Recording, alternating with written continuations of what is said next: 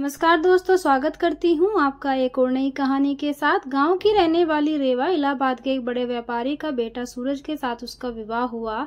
नए घर में बड़े ही आदर सम्मान के साथ रेवा ने गृह प्रवेश किया। शादी के 2-3 साल काफी मजे और खुशी के साथ निकल गए और जैसे जैसे दिन बीतता गया रेवा अपनी जिम्मेदारियों के बोझ तले दबती चली गई। रेवा की सास भी रेवा से काफी खुश थी कि रेवा बहू अपना घर और संसार सब कुछ अच्छी तरह से संभालने लगी है। गर्मी की छुट्टी पड़ गई। रेवा अपने मायके जाने की बात अपनी सास से बोली। मम्मी 2 साल हो गए मैं मायके नहीं जा पाई, क्या मैं थोड़े दिन जाकर आऊं? सास ने जवाब दिया, देखो रेवा, अगले साल चले जाना।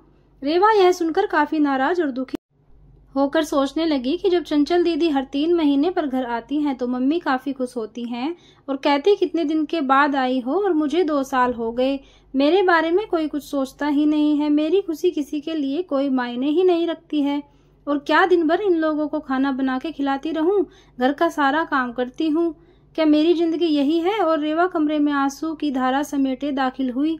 शाम को चंचल दीदी आने वाली हैं, देखना मम्मी कितना खुश होती हैं। खाने के अलग अलग व्यंजन फरमाइशों की लड़ी लगती रहेगी कि कभी चंचल दीदी के लिए समोसा बना दो, कभी पालक पनीर तो कभी बिरयानी। मैं इतना क्यों सोच रही हूँ, करना तो मुझे ही बनाना है, तो चलो किचन में अभी से तैयारी में लग जाऊं। यह सोच ही रही थी कि तभी सास ने आवाज दी, रेवा जल्दी नीचे आओ, देखो चंचल आई है। रेवा अपने चेहरे पर मुस्कान लिए अपने दुख को अंदर के कोने में दबाए अपनी ननद का स्वागत करती है। कैसी हो भाभी? चंचल रेवा से बोली। अच्छी हूँ दीदी, और घर में सब कैसे हैं? अच्छे हैं। अच्छा, हमारे जीजा जी कैसे हैं? चंचल शर्माते हुए कहती है, वह भी अच्छे हैं भाभी। अच्छा दीदी आप बैठो, मैं नाश्ता बनाकर लाती हूँ। नहीं नहीं भाभी, कुछ मत बनाओ, मैं अभी घर से नाश्ता करके आई हूँ और भाभी केवल 2-3 घंटे ही रहूंगी क्योंकि सास की तबीयत ठीक नहीं है। आपके जीजा जी उन्हें लखनऊ दिखाने गए हैं तो वो बोले तुम अकेली यहाँ क्या करोगी, एक काम करो तुम अपने मायके जाकर सबसे मिलकर चली आओ। सो मैं आ गई। मुस्कुराते हुए चंचल ने जवाब दिया, अच्छा दीदी रुको, मैं खाना बना देती हूँ, आप खा भी लीजिएगा और जीजा जी और आपके सास के लिए खाना भी बांध कर दे दूंगी। अरे भाभी मेरे साथ बैठो, बातें करो, शाम तक मैं चली जाऊंगी, खाना तो बनता ही रहेगा। तभी रेवा की सास ने रेवा से कहा, तुम एक काम करो, चंचल के साथ बैठो, बातें करो, मैं कुछ बनाती हूँ। जी नहीं मम्मी जी, मैं बनाती हूँ, आप दीदी से बात कीजिए। तभी कहा चंचल ने कहा, कोई बात नहीं, आप खाना बनाओ और मैं आपसे बात करूंगी, थोड़ी मदद हो जाएगी, यह ठीक रहेगा, क्यों माँ? रेवा की सास बोली, ये भी सही है। रेवा और चंचल किचन में प्रवेश करती हैं और काफी देर तक हंसी मजाक करते करते खाना भी तैयार हो जाता है। चंचल खाना खाने के बाद शाम को अपने घर चली जाती है। रसोई को समेटकर रात को अपने कमरे में रेवा गई तो सूरज ने कहा कि रेवा तुम काफी थक गई हो, आराम कर लो। हाँ, मुझे आराम कहाँ है, तुम्हारी माँ तो बस यही चाहती है कि मैं अपने मायके ना जाऊं। चंचल दीदी 1-2 घंटे के लिए आती हैं लेकिन मिलकर तो जाती हैं, उसमें क्या, तुम भी चली जाओ, सूरज ने कहा। और देखो रेवा दीदी भी कहाँ आ पाती हैं, जब शरद जीजाजी अपनी माँ को लखनऊ डॉक्टर के पास दिखाने ले जाते हैं तभी मिलने आती है, तो इसका मतलब है मैं कभी नहीं जा सकती अपने मायके?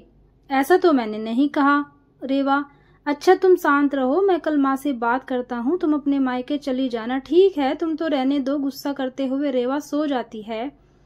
सुबह उठकर रेवा अपने काम में रोज की तरह लग जाती है। दोपहर में शर्मा आंटी रेवा की सास से मिलने आती है और काफी देर तक बातें करती रहती है। तभी शर्मा आंटी रेवा की सास से पूछती है कि चंचल की माँ, ये बताओ कि बहू और बेटी में क्या फर्क समझती हो?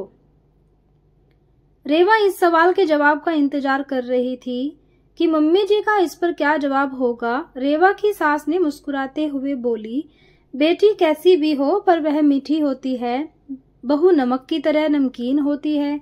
यह सुनते ही रेवा निराश होती है और दिल भी काफी दुखी हो जाता है। शर्मा आंटी चली जाती है। काफी देर तक रेवा यह सोचती है कि मैंने मम्मी के साथ क्या बुरा किया है, मम्मी मेरे बारे में ऐसा क्यों सोचती है, और वह अब घर में निराश रहने लगती है। निराश रेवा को देखकर एक दिन रेवा की सास ने पूछा, रेवा यहाँ आओ, तुमसे कुछ किसी ने कहा है क्या, या सूरज ने कुछ बोला क्या? कुछ नहीं मम्मी जी, रेवा के आवाज में दर्द था। रेवा की सास ने अपने पास बिठाकर पूछा, नहीं तुम बताओ रेवा, क्या हुआ है। रेवा की आंखों में आई और रेवा ने सास को सारी बात बता दी कि कैसे शर्मा आंटी से आप बेटी और बहू में फर्क बता रही थी। ओह, तो यह सुनकर तुम नाराज हो गई, बस इतनी सी बात। अरे रेवा, मैंने कहा बेटी मीठी होती है, वह चाहे कितनी भी गलती करे उसकी गलती नजर ही नहीं आती। वह गुड़ की तरह मुंह में घुल जाती है और खाने में अगर मीठा न हो तो कोई फर्क नहीं पड़ता है। और बहू नमक के समान इसलिए है क्योंकि खाने में अगर नमक न हो तो खाना बेस्वाद होता है। खाने में नमक मिलने पर हम जो खाना खाते हैं उसी समय नमक के हम कर्जदार बन जाते हैं। ठीक उसी तरह तुम मेरे लिए वही नमक हो।